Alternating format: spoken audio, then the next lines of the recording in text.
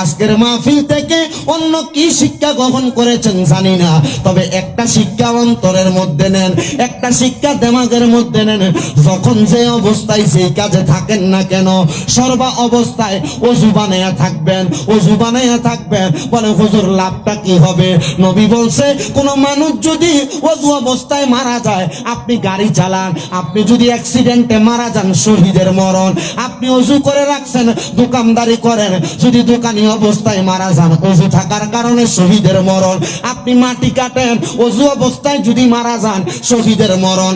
আপনি ঠেলা গাড়ি চালান, ওযু অবস্থায় মারা যান। আপনি একজন দিন মজুর, ওযু যদি থাকে, ওযু অবস্থায় যদি মারা যান, তাহলে আপনার মরণটা শহীদের মরণ হবে।